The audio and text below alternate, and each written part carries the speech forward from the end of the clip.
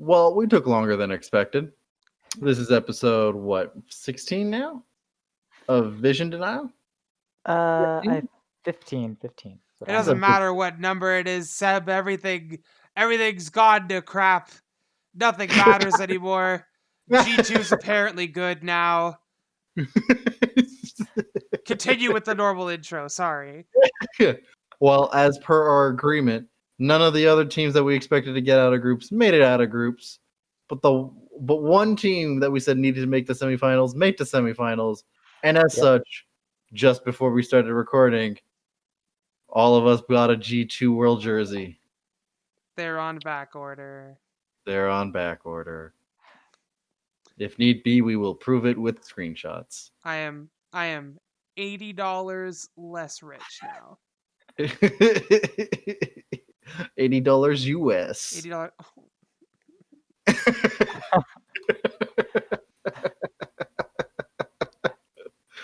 Oh, so we're a couple of friends who decided to make this wager, hoping that at least a North American or small-time European or maybe a minor region team would make it out of groups, and we would get their jerseys, and it'd be like, cool.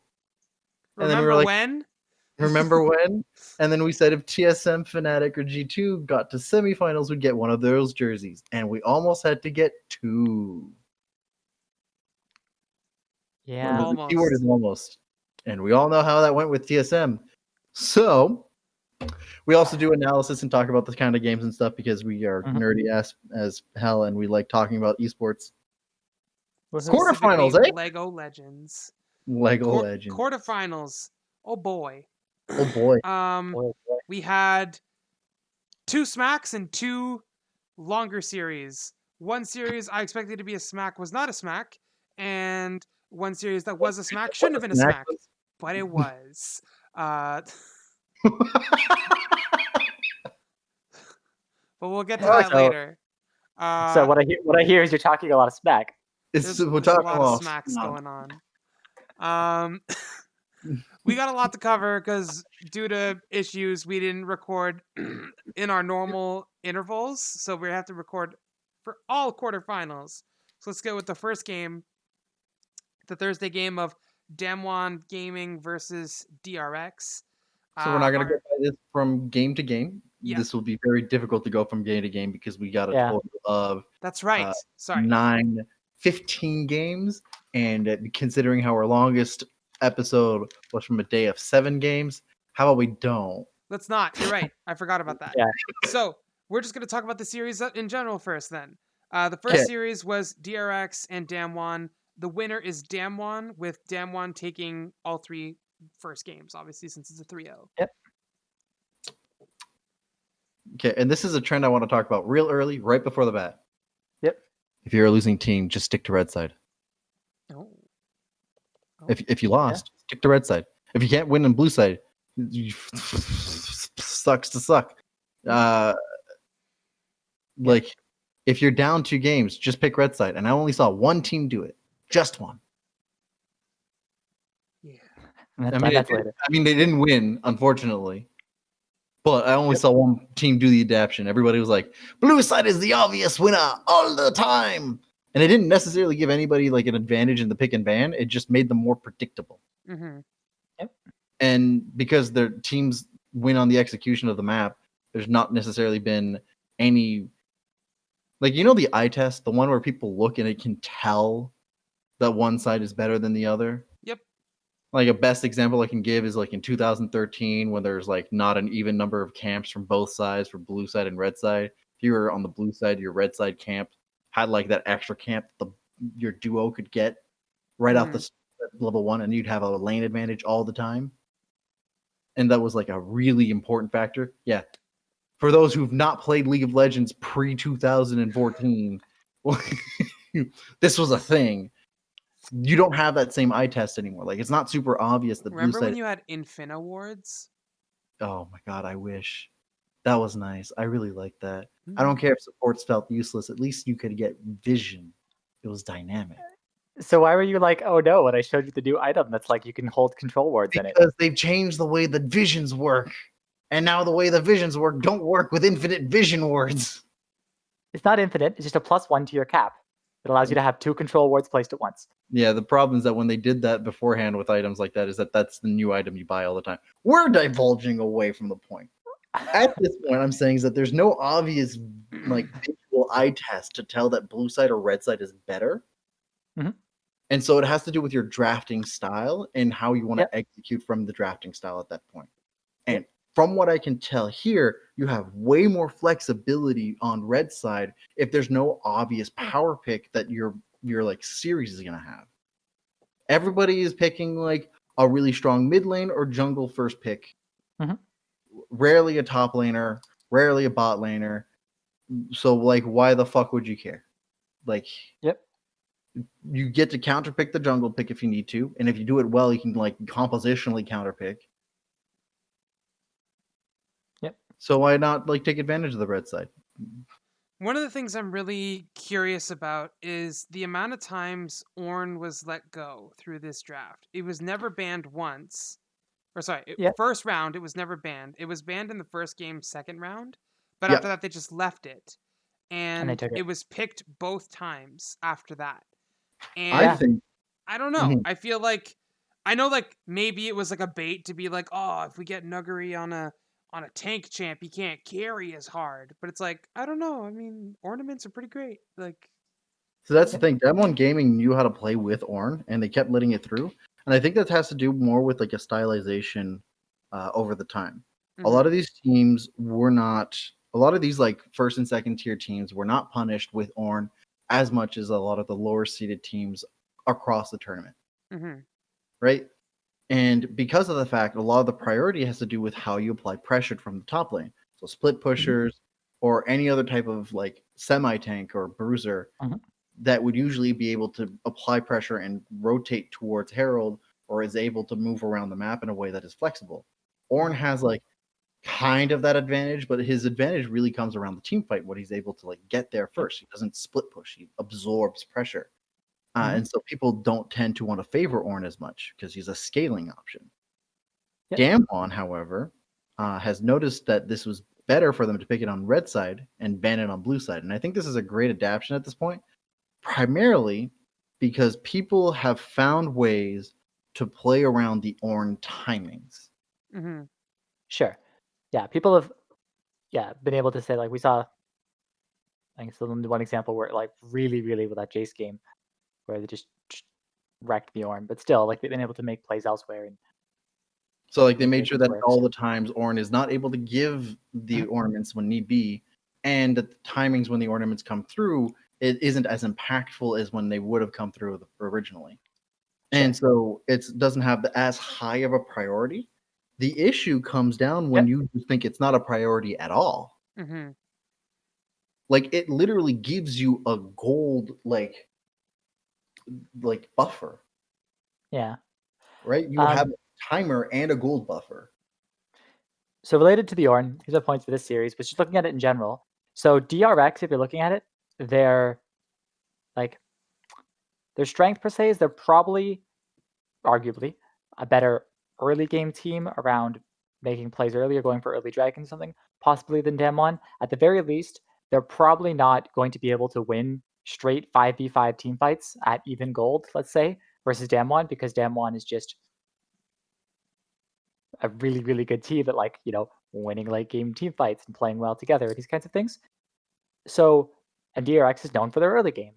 But then if you look at their drafts, DRX drafts, for the most part, so team comps with no tank line, so no front line, and they draft scaling. But you're playing into, like, you're playing against a team who is, I guess for North American fans, you call them like, they're like the Team Liquid-esque. I don't want to say that because they're better than Team Liquid, but I don't know how I would stylistically compare the two. How do I compare this? Yeah, they're still not. They don't have like a lot of the weaknesses of Team Liquid, but they have a lot of the strengths. I think the difference here is that the fact of the matter is that they time fights around vision and around when other teams have their power picks, right? So the difference here is not that they're planning around necessarily when the game decides is when fights need to happen, is that Yep. they set up to create when a fight needs to happen. So the major point of difference, because we'll talk about this way later in, is that Yep. Damwon Gaming will make sure their waves are pushed in, that they have the proper setup for vision, and that they have the setup so that they can create a fight to take turrets and then gain gold and reset and set up for then your neutral objectives, all in a span where they're able to, with one fight, get 2 fights cleanly and an objective or 2. Right. That's Right? the second thing I was about to get into is because DRX was not, they didn't take Bjorn, as mentioned. It's very related. They played these kind of team comps. Like, look at their game 1, for example. Kindred, Caitlyn, Orianna, Lulu, Jace. Sure, you got some poke and some burst damage, I guess, and an enchanter, but like what Damon was doing, for example, is they would set up around Dragon, not necessarily even start it, get a couple control wards down in a line, threaten flanks, like this is the game they picked the Kennen. The Kennen didn't need to ult into their team. He just needed to threaten the fact that your entire squishy 5-man comp can get flashed ulted on by a Kennen. Mm-hmm. And the threat is all they needed. Right, and they had a Leona, which also doesn't necessarily need to ult, but they know that Leona, if we walk forward, is going to be in ult range. And the threat of it, without actually taking team fights, we don't see this a lot in League, so it's really cool to see.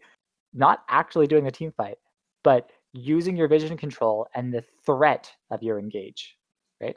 Mm-hmm. There's a great video that Travis did recording a Mark Z video talking about like the problem of NA when they're not being aggressive and they don't go for the thing. Yep. I think this is like a clear start. Backing off in the tower dive. It's and then they back off in the tower dive. I think a lot of people have seen that clip already. But like I think the clear indicator here is knowing when to do that in a way that forces them to your enemies to be hesitant. Yep. Right? Because it's one thing to just be like, yes, objective, go, do it, engage, go, go, go, go, go. And sure, that does great pacing. And if you are clean about it, you will always win all the time. But if you are doing that in a way that forces them to always second guess and you're always in a pressure, you never like take it right off the bat, but you do all at the same time when you know you got the pure advantage, then you get everything, right?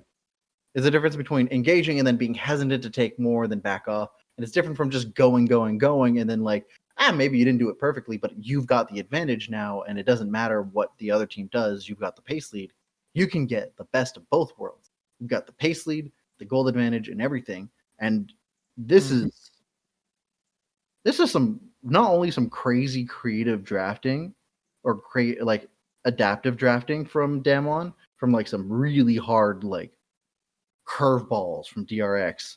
Like the DRX definitely went to try to play different styles of compositions on paper. And yet, in terms of what their compositions were trying to do, all three were virtually the same. And yet, Damwon picked very different styles of compositions for all of their games, one after the other, that answered the individual key pieces of DRX and then approach their style of compositions the same way across the board. Right. Also, Nuggery's crazy. Yeah, Nuggery was insane. Nuggery's crazy, and also I thought that Beryl had a really weird off couple games in this series. I think Beryl's just having an off tournament. This is just it's not the first time I've written Beryl. What's going on? Yeah. Like popping your stopwatch in the middle of a lane. It's a bit weird. I gotta say that DRX also has like a terrible vision. Like out of all top 8 teams, I think they had the second worst vision. Probably.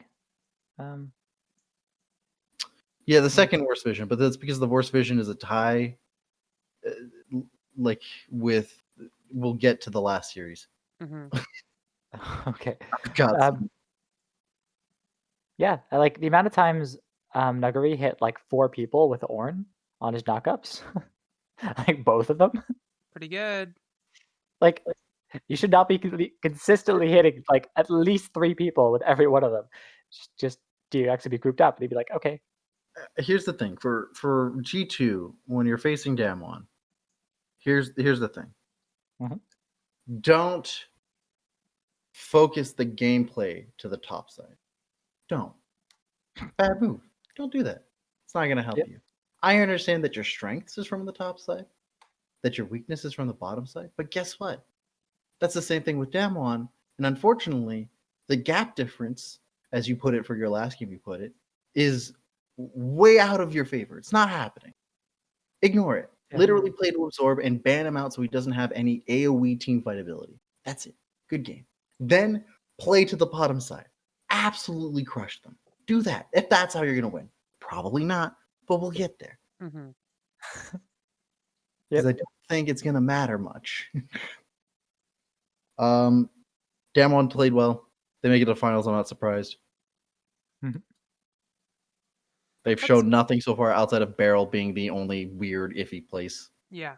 So Like, if anyone's gonna abuse anything on Damwon, it's definitely gonna be Barrel. Who knows if it's a big enough problem that it's easily abusable or not? Again, Damwon is second favorite to win. So we'll see how much of a wound that really is. I also think if you're going to abuse anything out of Damwon is take advantage of the fact that I think they have the slowest pace of early game. Yep. Like tempo control that they have from early game is the slowest out of all of the top 4 teams. Yep.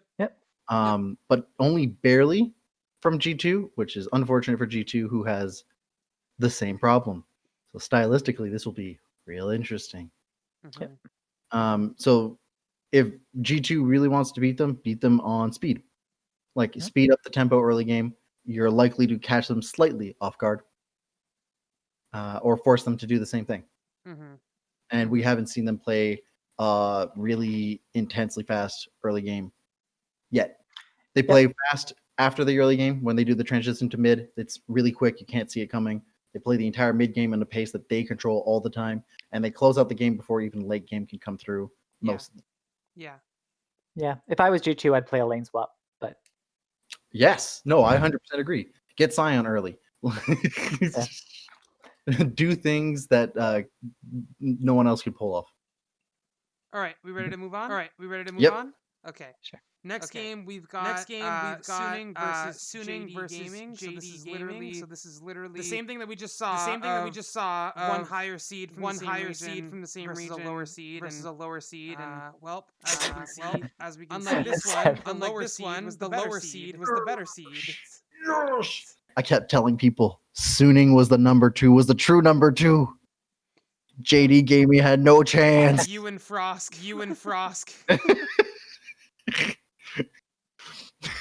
This is the thing. This is the playoff match I always wanted to see. But unfortunately, we'll go over the scores for this because it isn't a 3-0. Yes. But JD takes the first game on red side, and then all subsequent games with their first win being on blue side, and then double red side wins.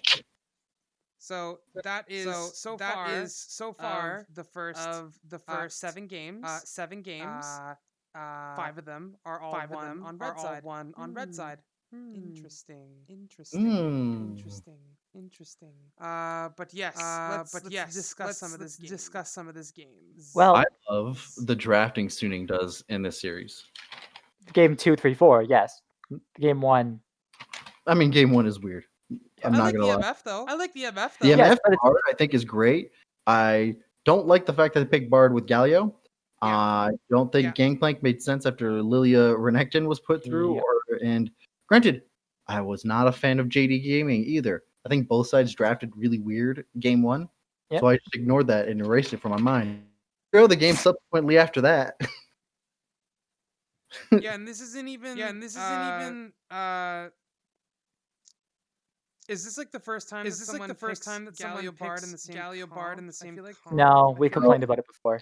I've complained about it a lot. Yeah. Anyway, it's happened before. So it's just weird to see a top team do it. I mean, here's the thing.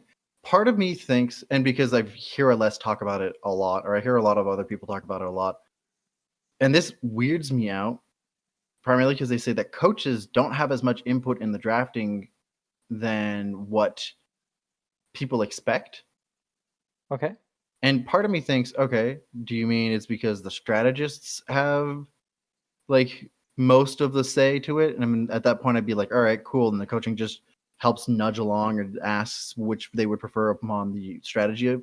Apparently not. Apparently the players have the most input. In which case, why the transition from like season 3 to season 4 to coaching things? Like, remember, I don't know how many of you remember this, but there's like a huge growing pain from Western teams about coaches being on the stage for pick and bans. Yep. Okay, so here's crazy dream just for me, right? If I'm a coach for a team, I would ahead of time ask them every so often. There's like a meta shift or a patch shift. Yep. Give me your top 7 champions and the matchups you prefer them in. Yep. That's all the input I want from you. Yeah. And then I will do the bans as need be.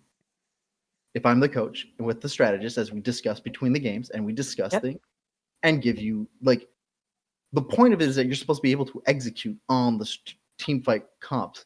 But I never on any of the mic checks hear anybody do like a play name, right? Why do nobody set up like names of plays so they have that set up ahead of time? They just set up target selections. They only scream target selections. Yeah. Why does it seem like the players have the vast majority of control over drafting? Why? How does it really don't get that? Why? Why? I know obviously there's more to a coach than the pick ban, but it's almost like why are you paying that person? Why are you paying that person if they're just going? So what do you guys feel like playing today? Like your roles as a coach on the day-to-day basis is mostly to help with the actual regiment. But what is the point of having somebody on stage for the pick and ban? Why is it 1 to 2 people on stage for the pick and ban if those 1 or 2 people do like virtually nothing or next to nothing in the pick and pick ban? This feels weird to me because I know for depends on the team. I think it depends on the team. We know obviously, for example, that TL's drafts is a lot of jack, TL has almost always a pretty strong coach draft, especially since they got rid of double. And TSM did not. And guess what? They keep blaming their coaches for things. It's like, well, you're letting the players draft what they want. I think the most famous example is SKT/T1 when Coma was still there for that crazy 4-year run where 3 out of those 4 years, or 3 out of they had 5 years that they played with Coma, and that's some crazy results. And you can hear the mic checks they were every time they play it out. Coma literally is the one picking it, and every so often he'll realize that his player wasn't ready to play the thing. Like the most famous one was or T1 or SKT at the time was down 2 games after losing to a Nidalee against, I think, Dragon X at the time. The details buffle me, but he brought in Bengi again, who had never played Nidalee at all during the rest of the year competitively on stage, made them pick Nidalee as part of the pick ban go by, because that was the flow that it was going by. That was the smartest thing to do. And it was like, oh, Bengi, did you want to play Nidalee? Were you ready? I should have asked you ahead of time. And he's like, no, I'll play. And I'm like, cool, just show them more of your Nidalee. And then guess what? It still worked out.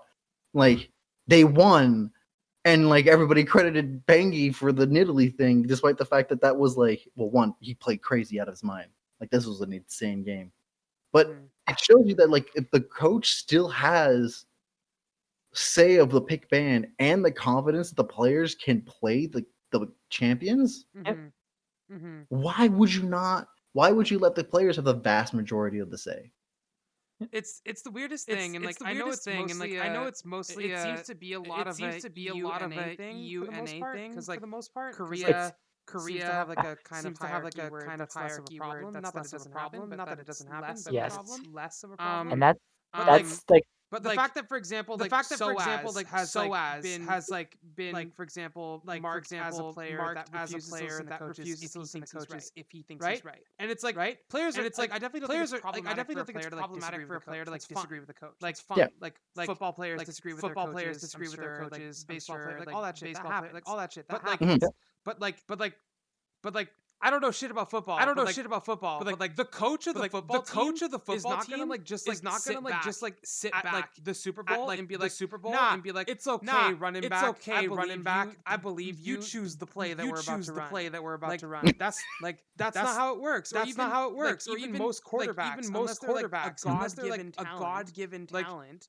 Like most coaches are gonna have a say in what plays they're running during the Super Bowl. Because I know we don't have like a lot of proof. I'm betting on TSM too much, but I'm betting a lot of the drafts on TSM were like, what do you feel like playing? What do you feel like playing? Give me Zillion. Give me Zillion. And that was it. And like there was like no conversation about it. There was no actual Zillion, we can do this. Pick Zillion, we can do this. Like there was no planning. And that's why pocket picks seem to work so much better with non-Western teams.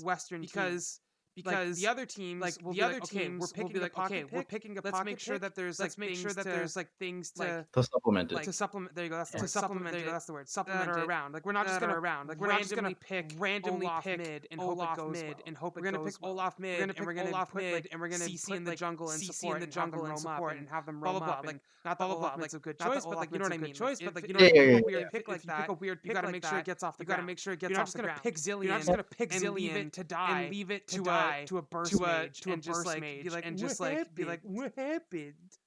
Yeah, I think G2 weirdly enough is an example of that because like the famous example of YouTube is just like the voice check thing, and it's like whatever it was, they're like Caps has pick 5, and he just like insta locks Bane, and his team's like, what?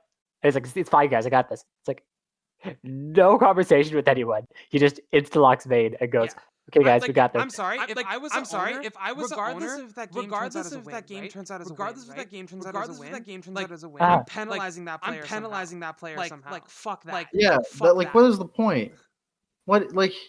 So okay, so we're deviating from this real quick. I think this is a good put a pin on this. This will be great for the next series because this will be very poignant for the next series. Yes. Premier League. Yes. The point of this is that there are decisions being made in terms of combinations of characters that look with a bad eye test. This is the bad eye test. Yep. This is what I would call the circle fallacy. Right? Oh, the ultimates look like circles that kind of overlap well enough with each other. This must work with each other, right? This is what I call the circle fallacy for the League of Legends player community. Just because it looks like the Bard ult and the Galio ult could overlap with each other very nicely doesn't mean it's good. Same thing with if you pick Jarvan with Galio. Not a great idea. Avoid the circle fallacy. Think through it a little bit. The one exception to this rule is Camille. Oh wait, it's a hexagon. But the point being still that's a joke more than anything else. But I know. The point is avoid the what do the circles do? What do the circles do? It's a circle. You can't just be like it's a circle. Yeah, you can't think about what the combination might look like on a perfect world. You have to think about the dynamics of that interaction. Mumu was good with those though. Okay, look. Like a Mumu Gangplank holds things in place and does extra damage. All right. So are we gonna say anything else about suiting? I want to say suiting. Suiting is fucking awesome. But granted, I can make a 20-minute video standalone about Suning. They are so much fun to watch. And this is primarily because nobody understands how their 3 newbies work.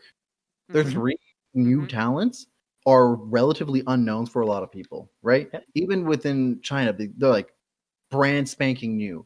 There are some people who have made videos and articles about Hong Feng. The guy came from poverty out of nowhere, and he's just freshly qualified to being able to play on the pro scene. And this is his 2nd year, barely, or even his 1st year. Something like that. Yeah, it's very, very. And he's in Worlds, crushing it in the semifinals with a team with this roster fresh from the back. Let's go. And they're enabled by SOFM and Sword Art. And it's so much fun to watch Sword Art and SOFM because they take up so much star power and screen that it even translates in the game. You're distracted by them. They distract you so well that by the time you realize that the other players are fucking wrecking you, it's too late. Quick, guess SOFM. He's their carry. He's their carry. Meanwhile, Jin is in your back line. Alting. In your base between 4 turrets. Like that was a thing. That's my play of the weekend. That was just ridiculous. Yep.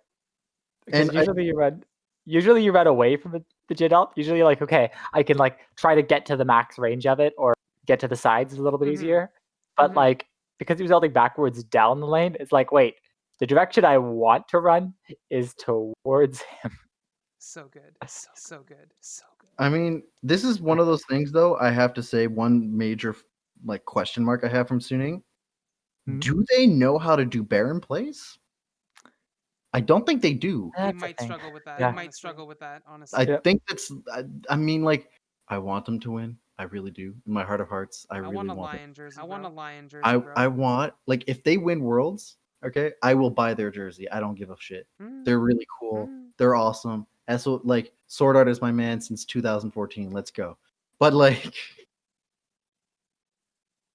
their Baron, can you please, like, get that fixed?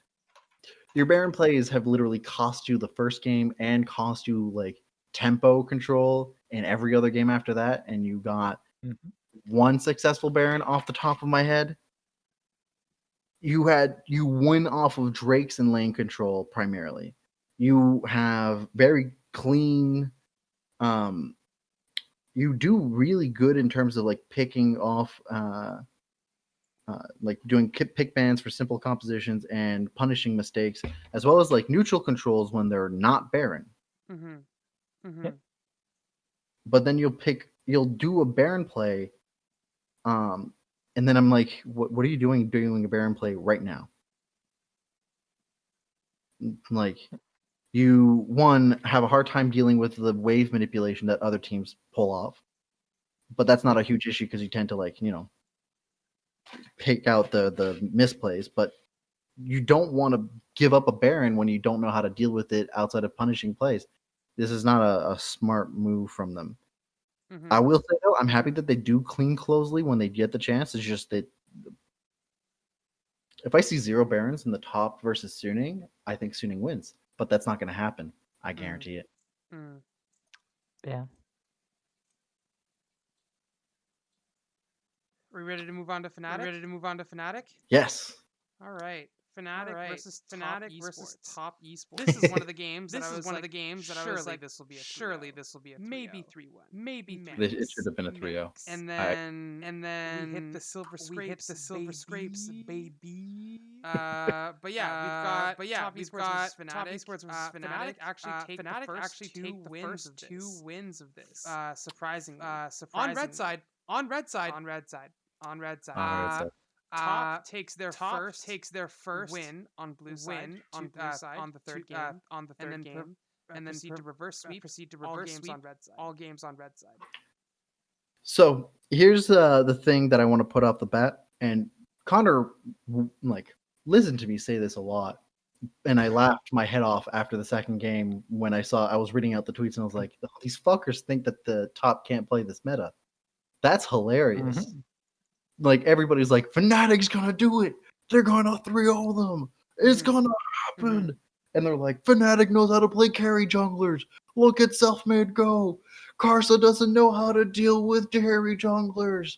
And I'm like, are you kidding me? What? What do you mean? Top got away with doing not carry junglers because everybody else had shit laners. You should feel yourselves lucky you have good laners that top now have to consider doing something else.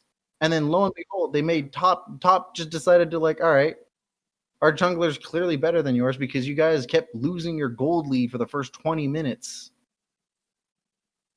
on tempo leads. Fnatic had a tempo lead for the first 20 minutes for both of those games they won, but on a gold deficit. And then you put Karsa on a carry jungler. They have a tempo lead now because Karsa's leagues better than Selfmade. I said it. People got way too hopped up on Selfmade. People get too hopped up on European players. He's good. Like, there's no saying like, we don't like Selfmade or we're not complaining about self-made play. Yeah, But saying, like, on a don't. typical day, I would take Karsa. Oh yeah, over self-made every day. Yeah, Like that's all.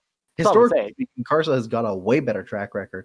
I will say I did really enjoy the first game with Whippo on Singe. That was nice. That was nice. Singe had zero presence. I Yes, know. what I was saying is, it's like, I still liked the fact that there was a Singe. but that could have been anything else, and they still won that game. Yeah, kind of thing. It's like it didn't that matter. game. So like game 1, looking at that, it's like the Rakan and the Kindred played insane. Yep. Like so many plays. Like the amount of like It like finish with them. It was just the awesome. combination of all of these, the combination of all of these the 4 champions right there. That's where the circle test works. The circle test works in this case. You could have literally picked Quinn in the top lane, and it would have made no difference. Yeah. You could have picked any tank in top lane; it would have made no difference. It had negative impact. In fact, I'm pretty sure it did more harm than foul, which is why they didn't pick it again, and it wasn't banned. Like just cool. It added to Connor's unique champion list. Which where are we at now? Just so because we haven't touched that in a while. I think only like 86. Oh, it hasn't gone up very much. I still believe. Yeah, still believe. We got a Vel'Koz added in the last series, but it had been banned previously. And we got the Singed, and like we haven't seen a lot of new stuff. Like the whole quarter's very little new stuff. So almost certainly we're going to end up with less champions than last year Worlds. Yep. Now, this is where I think Fnatic didn't realize that they needed more than just carry junglers. Yeah, 86. Whipper's not a carry. Whipper's an absorption. He absorbs. He's really good at absorption. I feel like he has the potential to carry. Sure, but I've never seen him do it. Oh shit! All right. He gets put on carry champions, but he's not the like. I wouldn't pull him as like the reason they win. Sure. Yep. Sure. But he is by far probably the most stable top laner I've seen out of Europe. That's it. He's just the most. His favorite champion is Ornn. He loves playing Ornn anytime and that's what he looks best on. He's the most flexible top laner I've seen. He's the most he's the one who's able to absorb the most out of any win condition. If he has to be a win condition, he will be. I wouldn't call him the carry top laner. I wouldn't call him the fasting top laner. I would call him the most stable top laner out of Europe that I've ever seen. Sure. I would say in Worlds, but Impact was a thing for 3 years of being that. But longevity counts for something. And if he keeps this up for another 2 years, I've been of all time, regardless of the region. Korea and China don't necessarily bring up very good top laners often unless they're carry top laners. Which Korea and China are almost always exclusively carries. Yes. Out of almost always. Out of stable top laners, this is the best stable top laner for the moment that I've seen. Yeah, we had he's Balls was a good example of that. Old Cloud died because he would better performance. He's higher than Diamond. So at least there's that. Yeah, but when Cloud died was winning all the time. It was he wasn't carrying. Sure, he played Rumble and land damage, okay, but that was because he fit the role when it was needed. Yeah. That's a pretty apt explanation. Except I think Whippo is doing it on a much more consistent and better scale. Sure. But when you have somebody who plays StarCraft with a 5-man League of Legends team and all of them obey your order at any given point, anybody will look really good, even when you're 10,000 gold behind. I miss High playing on a professional team. Why does wrists have to fuck up? I mean, look, at the end of the day, there's only so much shot calling will do, especially now that the game has changed from a very strategic focus to a very team fight focused approach. Anywho, why doesn't he coach? Learn how to kite your units. He has. It doesn't translate as easily. Oh. Knowing how to do shot calling and doing coaching doesn't translate as well.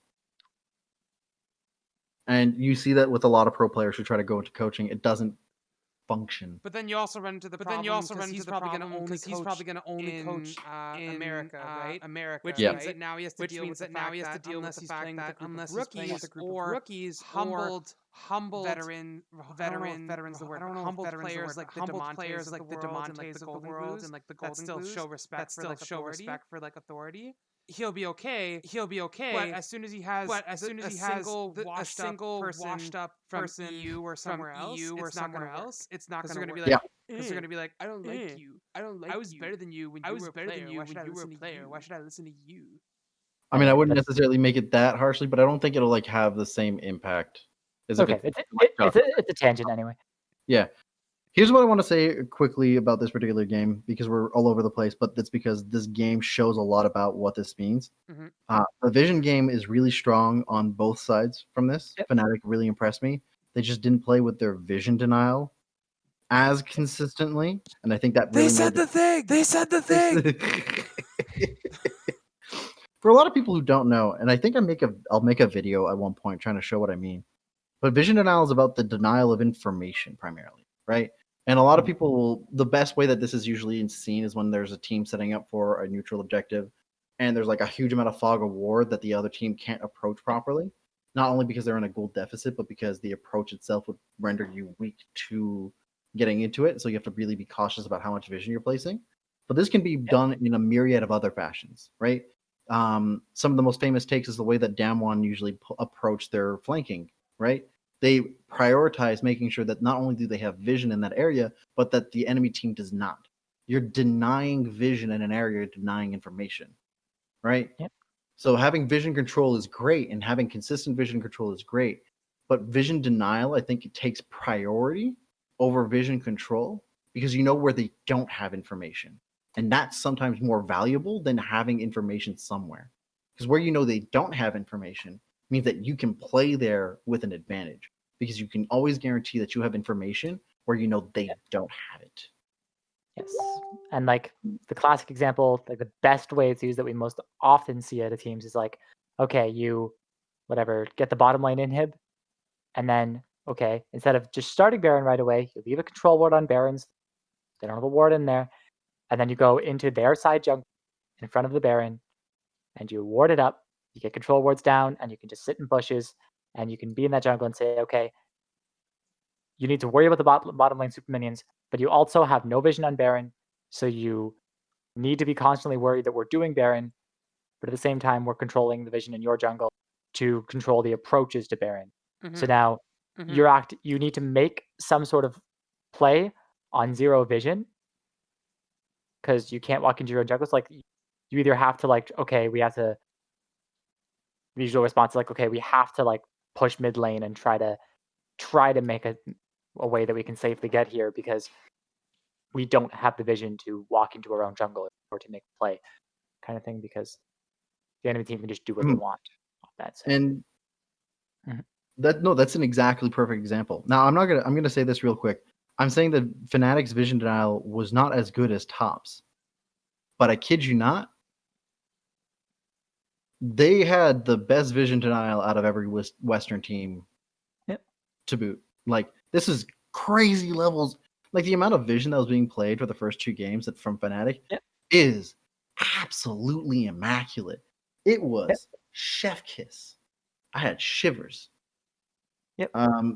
Now, to move on from this, just as a one final pick, just to from that pinned conversation we had earlier about players, Sion for the next 3 games is a hot contention because a lot of people who probably don't follow LS or Yamato upon watching the live co-streaming.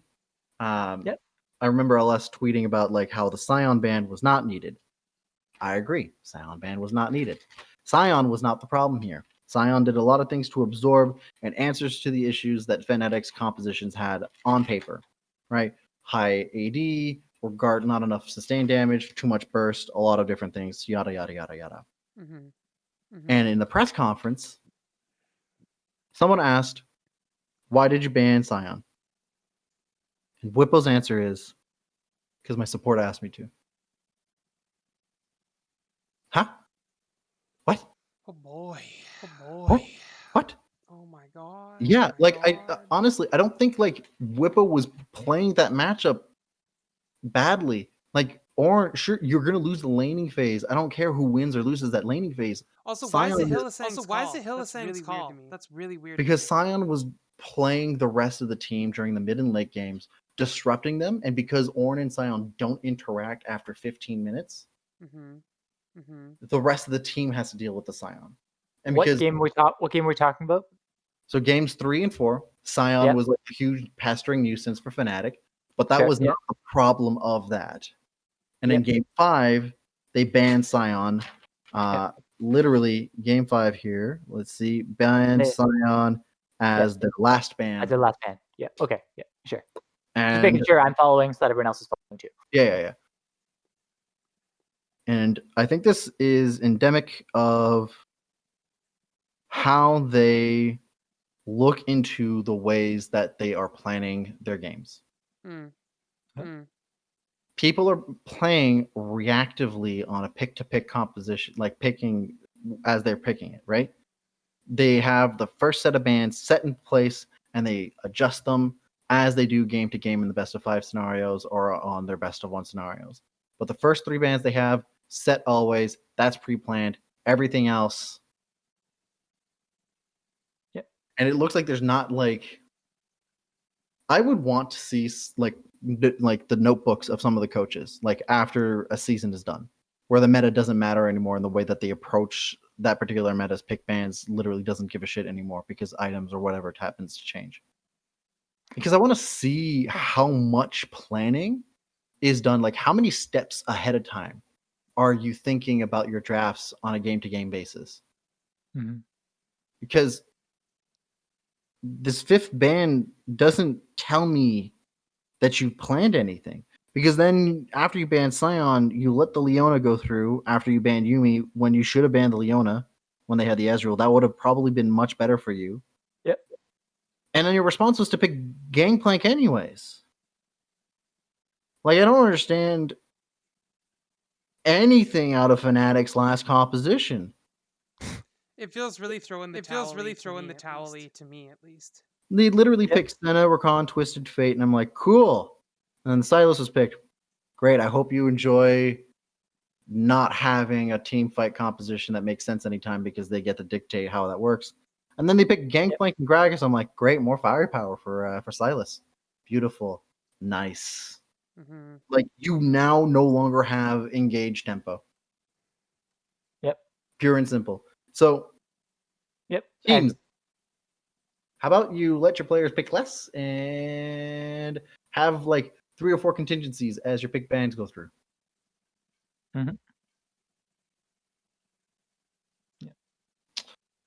Like, have a how many people know what binary search trees are? Nope. Okay, cool. Binary search trees are yes/no trees. So you have, here's the game, pick ban first. Cool. If this goes exactly as we expected, this is how we expect to win, this is how we expect to lose. If one happens over the other, switch the trees and then have different pick ban solutions set up for that. And then adjust your trees as you go. Like, actually, I think that's kind of how somebody's do it. Because I think it was the one they had a Chinese coach that actually spoke English. It was one of the. I don't think it was one of the teams that made Worlds, but they invited him onto the desk, and he literally just like read out his page of what he was doing for the draft, and the casters were like, "So he's just reading out everything he's." Oh yeah, that was the year that, But from that, a lot of that is just like, okay, if they do this, this is our counter. If they do this, we do this. Like, it's a lot of if this, then this. If this is open, we take it. If this is not open, like it's like a tier list per se. Yeah, but you should be doing it in a way that makes sense to a build of a compositional type. Because a lot of times it's more of a reactive thing. Because that worked back in the day. This doesn't work as much anymore. You need to have a solid compositional type that you have planned ahead of time, that you know will work against a team. Or else you're just gonna accidentally pick yourself against what you want to do. And to be fair, I don't think even when he was a player, I don't think Youngbuck was the smartest player. So like it still really baffles me why he's a coach. And maybe it's me not giving him enough credit, but I honestly feel that most of his wins are because of the fact that his teams are usually just stacked. Like give him a team like Mad Lions, that's just a bunch of rookies trying to get it through, and he doesn't do well as a coach. I don't know. Maybe that's just me. I think it has more to do with like a lot of times that players become coaches. It's because of an insider thing. It's easier to motivate players to do training regimens when it's one of their own that motivates them to do it, as opposed to some rando. But then again, the whole thing of like I don't know how smart coach he is as a coach in terms of instead of I just feel like whenever people buy Bwipo, Youngbuck as a coach, look, it's the strong authoritative player figure, and not someone who to the team. Who is he currently coaching? At least in my opinion. Is he currently coaching? Youngbuck is the Fnatic He's part of the coaching staff. Yeah. Yeah. Okay. Yeah. That's I'm pretty sure something he's head coach. Okay. No, I just remember I was listening to something today. I think Thorin was saying like TSM was looking for a coach, and he told whoever at TSM like, yeah, Youngbuck's available. You should approach him. And then from his conversation with Youngbuck, TSM never approached him.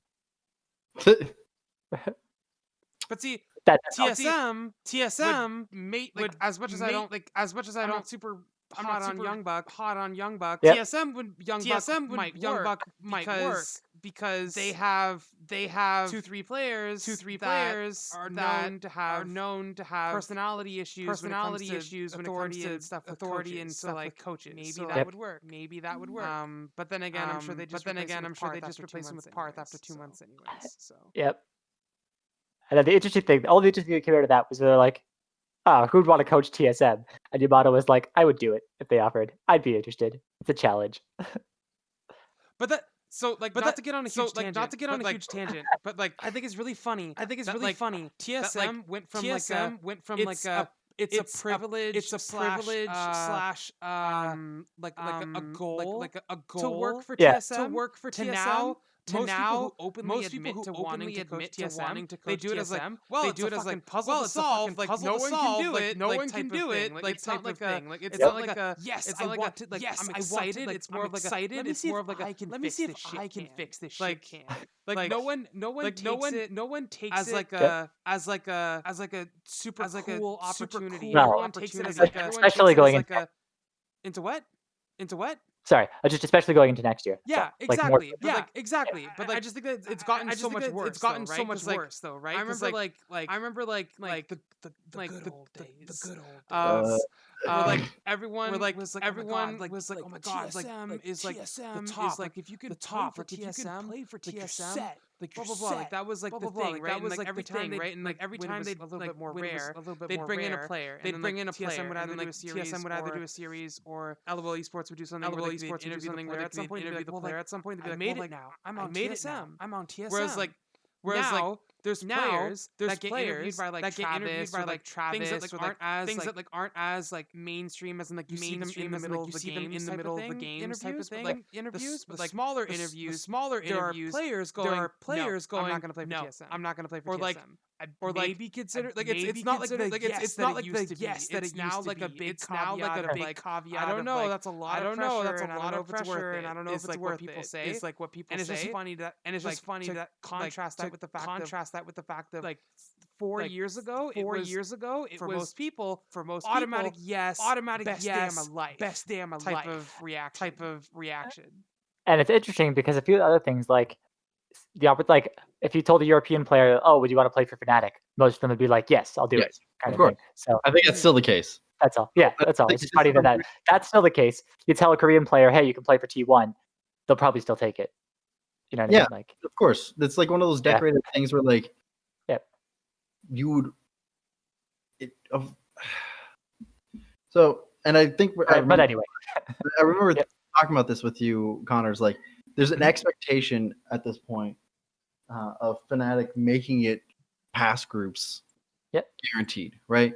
In the same way that you expect T1, if they make it to Worlds, to get past groups guaranteed, right? And being on that stage almost makes it feel like that's the way the thing should be going. Yeah. And not with TSM. But granted, this is a huge tangent on a conversation about Fnatic versus Top. Yes. Yes. Suning for Top. If you got to do the thing that Fnatic did twice and force them to pick non-carry junglers. Mm-hmm. And then just get better playing your solo lanes. Because I can guarantee you bot lane, equal. I think they're exactly the same. There's virtually zero difference. Also, between your jungler is better at playing non-carry junglers. Yes. Abuse that. So, Abuse that. Like, call them out. Just do that, and hopefully your solo laners play better. I unfortunately don't think that'll pan out as well. Well, let's get the last game out of the way so we can start talking about predictions. Yeah. So then our last game is Gen.G, and we've got their opponents of G2. Because what we said at the beginning of the episode, you already know this. G2 gets 2 wins on red side, and then their last win is on blue side. Right. All right. I gotta say, the pick and ban both excite me and baffle me. Now ask me why it baffles me. Why does it baffle you, Seb? Why does no one execute their win conditions in this best of 5?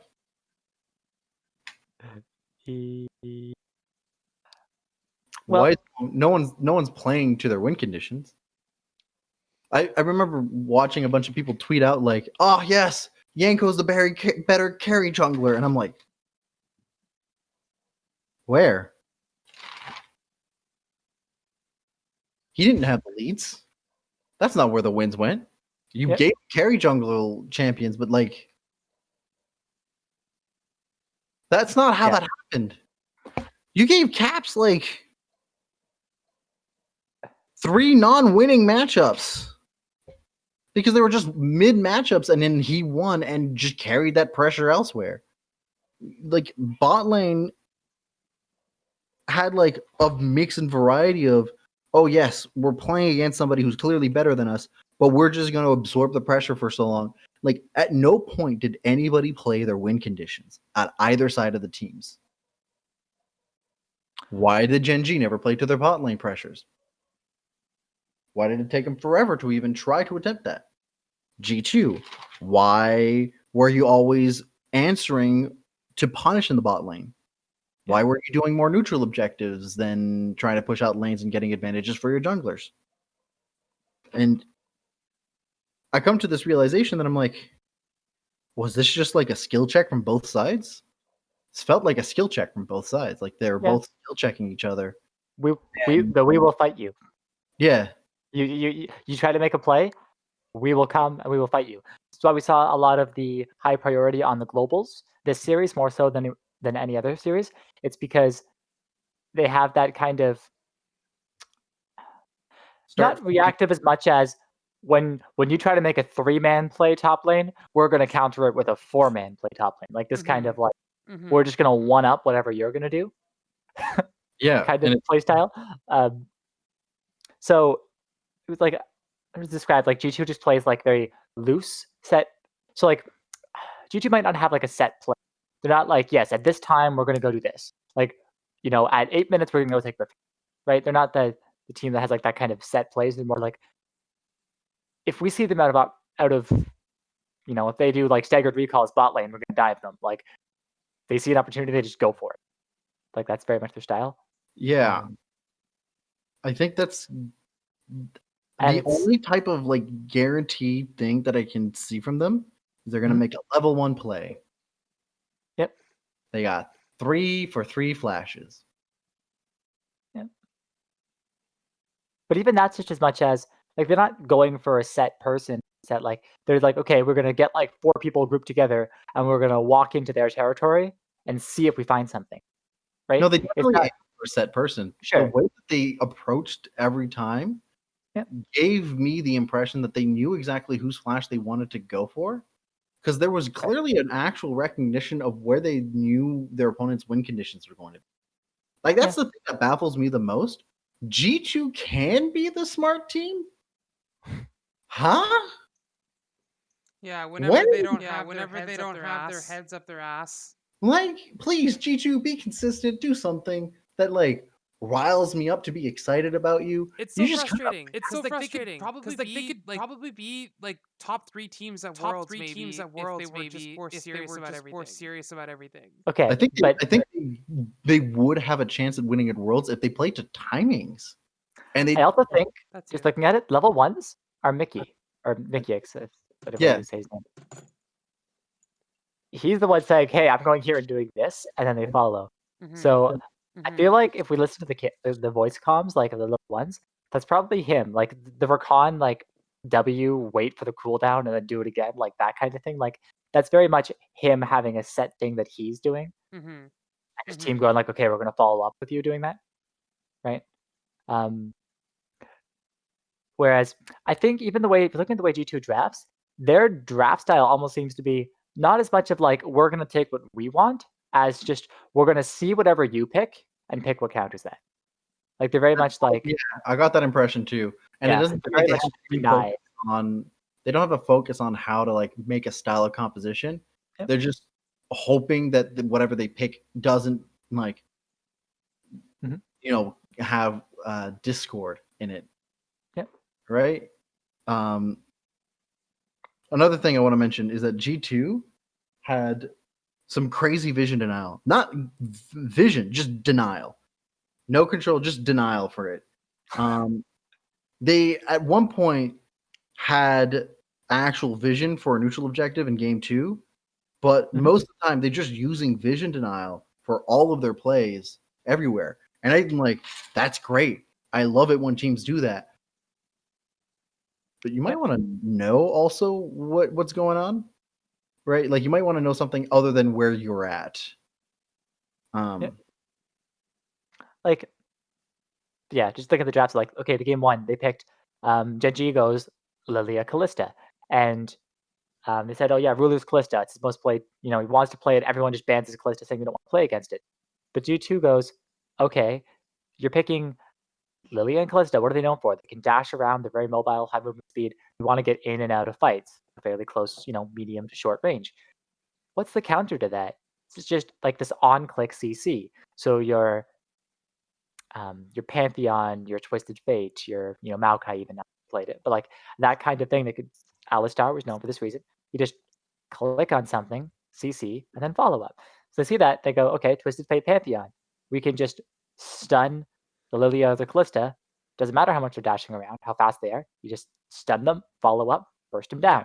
Because to get into our range, to get into range to do their abilities, you're within range of my. They're in range for our abilities. Exactly. So like that's the hard counter to those things, which leads to the point of you shouldn't first pick Lilia when the counters to it are open.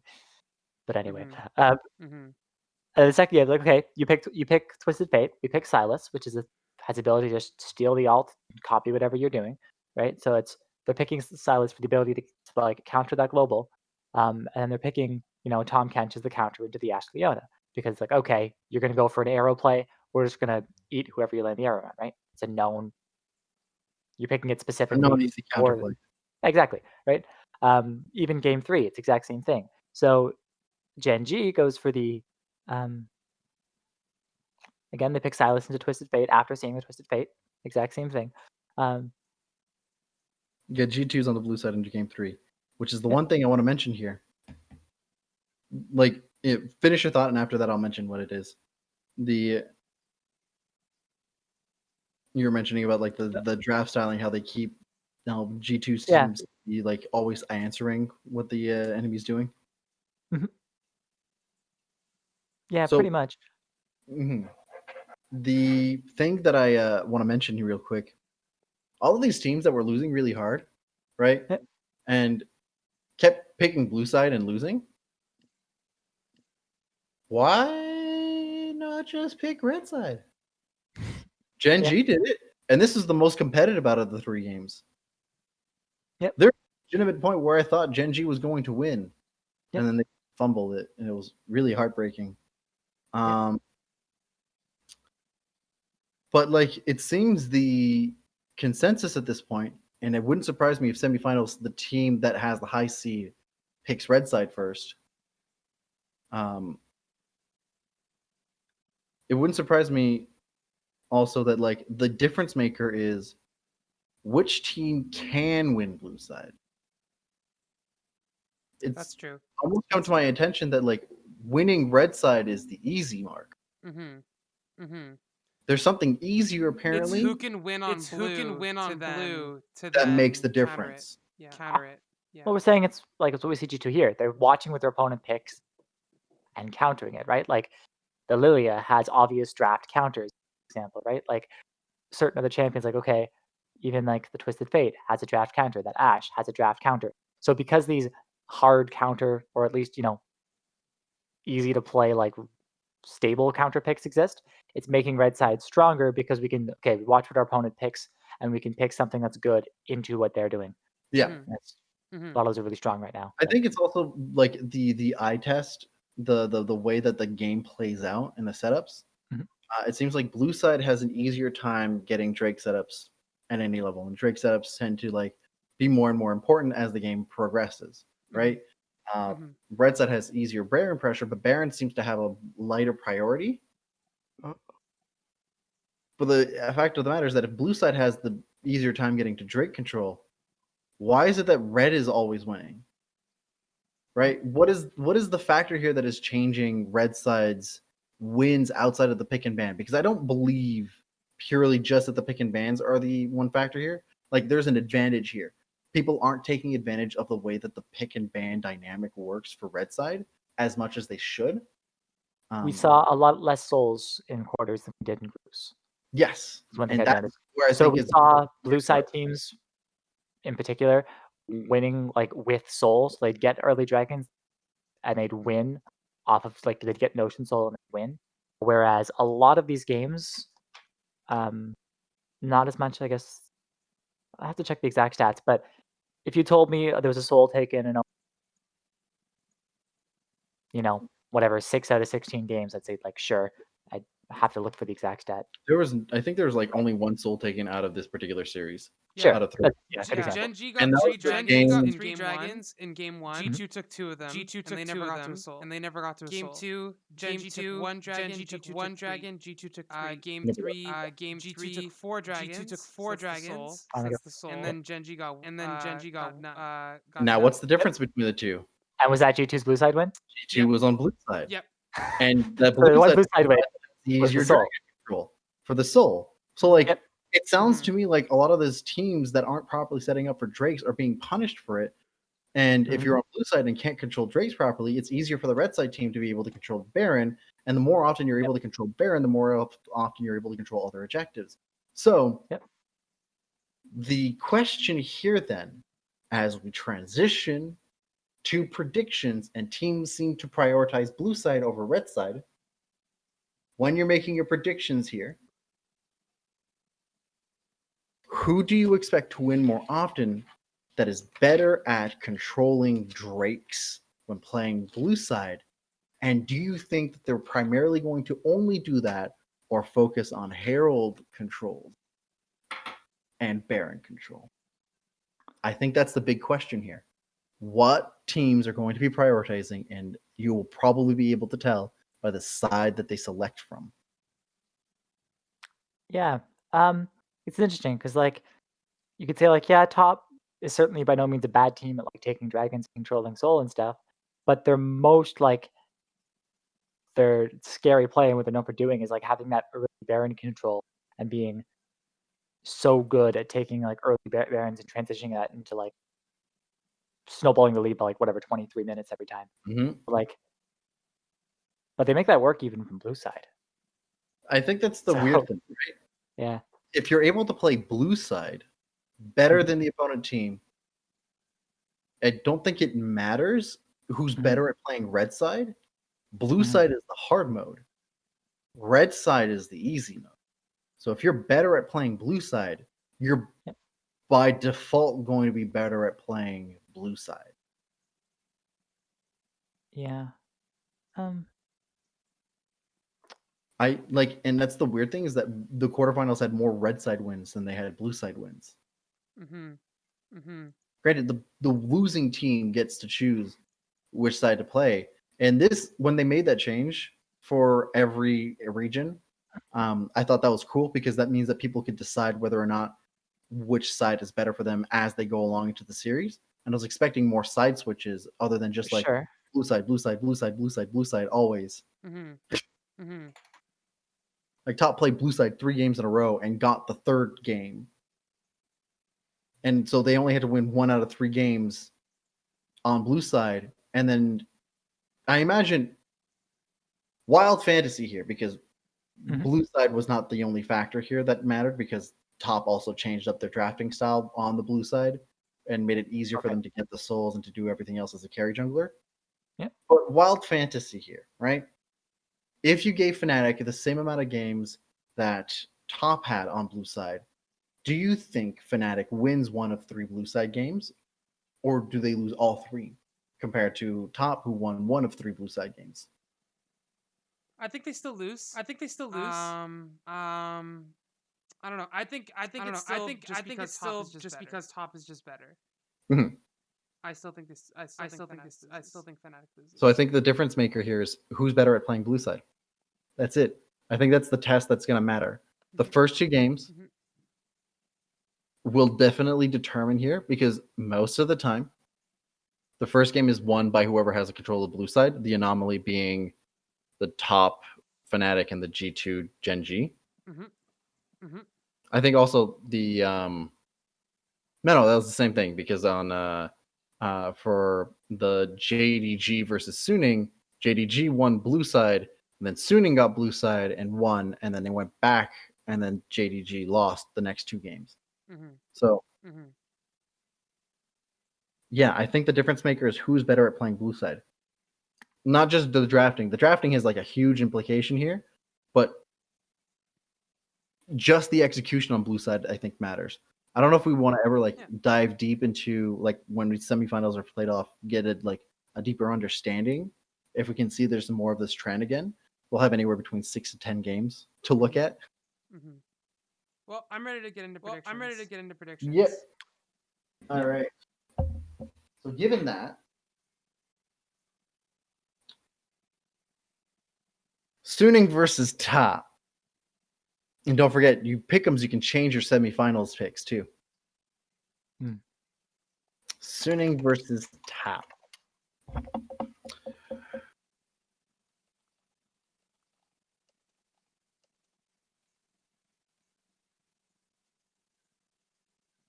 So, I'll go first. For me, Sure, I'll go first. yeah. Suning versus top. I'm probably gonna stick to what I predicted in my pick'ems because this is actually accurate. I did originally think that Suning was gonna make it out. So I still think top is gonna win. I think it's going to be a. I think it's gonna be Silver Screams. I think we're gonna get Silver Screams. Ooh. Okay. But it's still gonna be top. Okay. How about you, Connor? I'm going 3-1. For top. Okay. So I gush about Suning. Suning's the team that I want to win so badly. Unfortunately, results from playoffs don't lie either. And nothing about this seems to have changed between the way they played in playoffs to the way they play at Worlds. It seems to be consistent still. Okay. I'm going to go 3-0 top. And it hurts my soul because I really want them to win. But it's probably going to be a 3-0 from top. Oh, shit. All right. Yep. So we're all saying different things. Yep. What are you saying, Connor? I said 3-1. We have a 3-1, a 3-2. Oh, okay. Now it's Damwon versus G2. Out of spite, 3-0, damn one. Out of pure spite at this point. Okay. I did think Damn One was getting finals originally as well. But yeah. I honestly, maybe it's like the reverse kind of CLG. Actually, no, I think it is like CLG. The more you believe in them, the worse they do. The less you believe in them, The better they do. Yeah. So I might just be self-fulfilling prophecy, but like I don't think G2 can keep up this respectable, like collected for too long. I honestly think there's going to be at some point where the fact that caps and perks are like giga cocky is going to bite them in the ass somewhere somehow. And I'm out of spite. I'm just going to say Damn One 3-0. Because I refuse to believe that they're Korean kryptonite. I also refuse to believe the Korean kryptonite. That you can't base their play last year when they played 2 out of 3 best of 5s against Korea against T1. Yep. Also remember, if they're Korean kryptonite, why do they almost lose to Supermassive? Just saying. Was it Supermassive or Elvis? Whatever, doesn't matter. Whatever. They almost lost to a wildcard team. Yep. So So Connor, how about you?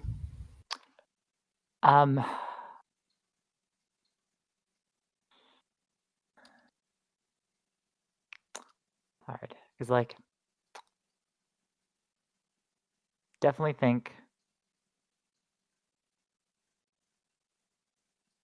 so hard to call these matches.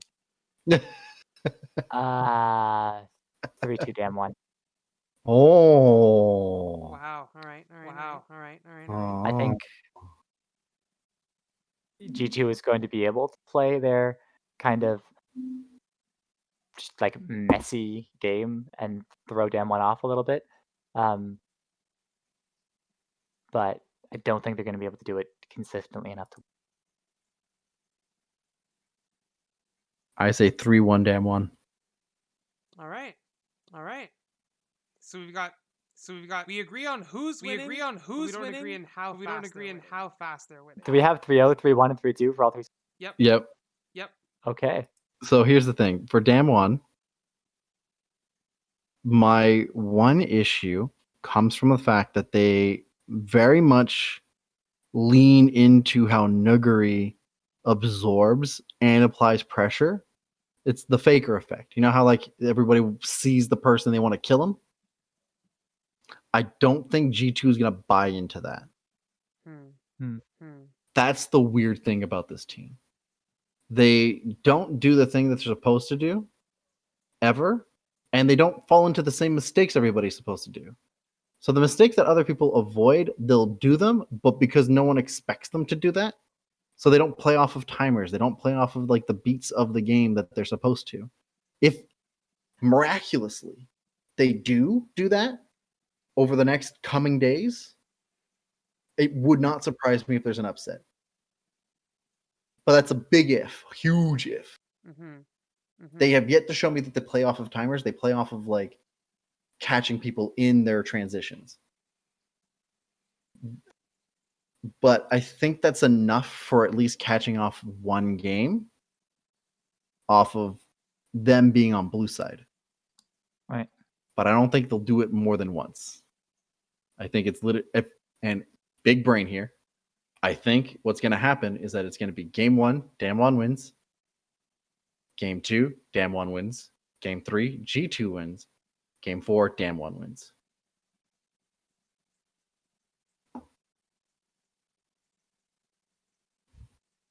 That specifically. Okay. That's very so. That's very specific. Yeah, I mean, like, call me out on it if I'm wrong. I'm not gonna comment. It's fine. Now, what this means in terms of point scorage, everybody can get a minimum of 1 point if we're right, minimum one person is getting 1 point. Everybody's getting a minimum of 1 point. For sure. No, we could also all be wrong. We could also all be wrong and Sorry. Gen.G make it out. There's one person getting at least 1 point. Wait, how? So we also get a bonus point if you get the score right. Regardless of who wins, if you have the score right, you get a point. That's how I've been scoring people. Oh. So no matter what, there's going to be 1 point for one person for at least two people. Two people will have at least 1 point and one person will have 0 points. The maximum that can happen is that two people get 1 point and one person gets 4 and jumps leads. Please so let lead that be jumps me. are still Please possible. Please let that be me. Please let that be me. I need my lead back. I want my also lead share a fun fact. So D predicted that there would be 25 games played for all of the top 8 best of 5s. Why are you asking? D? D just mentioned it to me. D is like, I bet you there's going to be this number of games. And I'm like, that's a bold claim. Okay. And so far there's been what, 6? There's been 15 games. Yeah. I'm not counting, so I don't know. It's been 15 games. How crazy would it be if D's right? It'd be neat. So 25. It'd be neat. 3, I think 3, and 4, or Yeah. 4, 3, 3. That's Yeah. I think that'd be funny. I thought you two would find that hilarious. And then D decided. Honestly, the one thing I want out of all of this, I just want the finals to be 5 games. I even when it's done really cool and stuff like that, I hate 3-0s. They can be entertaining 3-0s, but when a final is 3-0, I hate it. Okay. Let's find this out. All right. Real quick. Well, we shouldn't take too much longer because we're also running really long. Yes. So I'll just find out really we expected quickly it to run long. Yeah. match histories of every season. See if there's going to be one that tells me what the. So first World Finals was a best of 3. Doesn't count. Yeah. But it's 3 games. Season 2, 3-1. Season 3, 3-0. Season 4, 3-1. Season 5, 3-1. Season 6, 3-2. Season 6 was the last year that there was a 5-game series. Because I remember season 7, the final game was a 3-0. Yeah. Mm-hmm. Season 8, also a 3-0. Mm-hmm. And it's last year, season 9, 3-0. So it's been 4 years. Only once has there ever been a 5-game finale. So who knows? But I'm okay with like a 4-game game. Like I just don't want it to be a 3-0. I just don't want it to be a 3-0. Like that sucks. Yes. Well, it's been fun. I think this is now officially our longest video. Probably. We expect it. It's basically a double. We can just almost like split it in half when we post it. We're not going almost. to. We're not going No, to. we're not going to. Yeah. Let us know what your predictions are for those who watch. Thank you again. Sorry, we're pretty late. Things came up. I am basically done what I was doing though. It's gonna quick thing. So I've been doing something while you've been talking, which is why I haven't been looking. You were talking about the sides a lot and like, whether a team gets a dragon soul, like, blue side should be able to get dragon control. And we saw that, winning a lot earlier. We've already had this discussion, so I went through and checked. So out of all the games in quarterfinals, I ran through them all quickly. So, for example, the G2 series, there was no soul taken the first 2 games. And G2 was on red side and they won. Yep. So no soul, meaning they were able to deny blue side the dragon control, and they won. Game 3, they're on blue side, they take the dragon soul. So, for just looking at the games in Jam 1 series, same thing. Their blue side game 1, they get the soul on blue side and they win. No dragon soul is taken. It's 3-2 on dragons or 2-2 the other 2 games. So no soul is taken on red side and they win. So 6 for 6 so far in those 2 series. The TS Fnatic, it's 3 out of the 5 games. So Fnatic doesn't get the soul on red side, and then teams top doesn't get the soul games 4 and 5 on red side. And then I'm saying it's 2 out of 4 in the other series. The only thing to note is whenever this doesn't hold true, so whenever a team wins on red side or the only time it doesn't hold true is if a team wins on red side with the soul, which basically just means you did even better than expected, right? So red side can win with no soul, but in order for a team to win on blue side, they have to have the soul. Holy shit! Only one exception will only happen once. Top won game 3 against Fnatic without taking the soul on blue side. So it's 1 for whatever. How fast was that game though? Mostly out of curiosity because I think that might have been a factor. Yeah. So there's only one game. So red side wins without the soul 1, 2, 3, 4, 5, 6, 7 times. Blue side 1 time won without the soul. So for blue side, like you need the dragon soul to win. Red side won off of they probably looking at those games just off of memory. They took a lot of heralds and barons those games, but they didn't get the dragon soul. All right, interesting. Looking at it here, so that one game, so top took a baron at 27 minutes and then won at they won shortly after. Won with the baron buff 29-30. So they took they gave away 3 dragons, so they didn't give away the soul. And they won off with 2 barons. Interesting. That's probably a stat so in order to win without the soul, you have to take 2 barons, which is probably fair. If you take 2 barons, you're probably going to win mostly. Yeah. All right, interesting. So I'll follow that. That's actually a really interesting note. All of you let us know in the comments what you think about it. What are your predictions? Do you adjust your pick'ems accordingly anyways? No? Do you keep them the same? We appreciate all of you who do watch. Apologies again for the mix-up in schedules. We'll likely have either a Sunday or a Monday recording because it'll be on the weekend, and it'll be easier to do that when we can. Mm-hmm. And I know that I'll be watching the finale live. I'll probably have a nice, sweet streaming setup for that. Those who will want to watch it live will do so. Boy. I know Josh can't, mostly because... I'm a tired boy. Yeah. And Connor is a maybe that really depends on if he's awake. I've tried. I might have friends who come over who are part of my immediate social circle. Please do keep your social circle small with COVID-19. Keep safe. And leave a like and subscribe. We'll see you all on likely either Sunday or Monday. Have a good one. Bye.